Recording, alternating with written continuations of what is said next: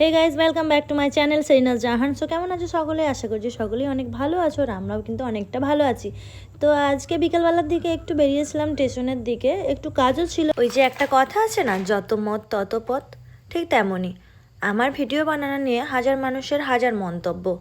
কিন্তু আমি আমি আমার পার্সোনাল জীবনে এটা মনে করি যে হ্যাঁ, মানুষ হাজার মন্তব্য করবে, ভালো খারাপ দুটোই থাকবে। তা বলে তুমি তোমার গন্তব্যে এগিয়ে যাওয়াটা কিন্তু পিছিয়ে দেবে না।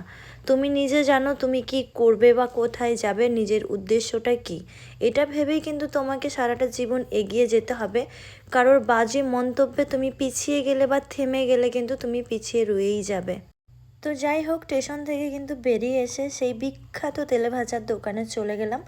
এই দাদা বৌদিকে তোমরা অনেকেই চেনো, যারা আরামবাগে স্টেশনের সাইডে তেলে ভাজা খেতে যাও তারা চিনবে।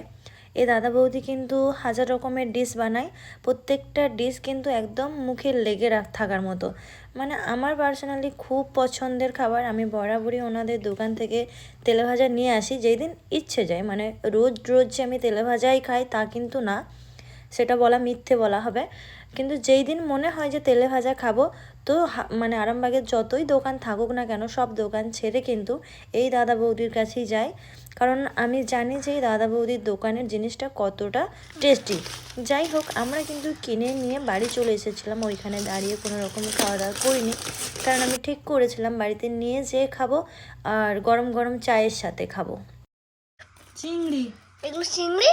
হ্যাঁ, 4টে চিংড়ি, এটা ফিশ, এটা ফিশ কাটলেট, ঠিক আছে। ও এত বড় বড় চিংড়ি, তাই ভাবছি স্যালাড। স্যালাড। এত বড় চিংড়ি আমি জীবনেও খাইনি তো। এগ দুটো। হ্যাঁ, দুটো এগ। তো আজ তেলে ভাজাটা একটু বেশি নেওয়া হয়ে গেছে, খিদে বেশি পেয়েছে বলে হয়তো বেশি নিয়ে নিয়েছি। এরপর বানাবো গরম গরম চা, তারপর খাবো। বন্ধ করো আপাতত।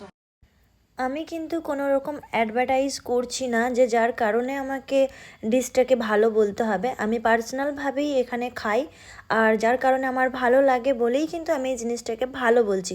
এতে কিন্তু কোনো রকম অ্যাডভার্টাইজ নেই, আমি অ্যাডভার্টাইজ ছাড়াই জিনিসটাকে ভালো বলছি।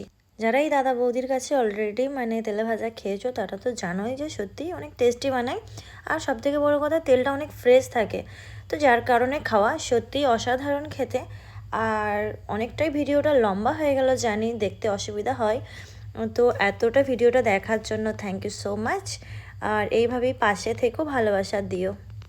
আজকের মতো এইটুকুই, টাটা।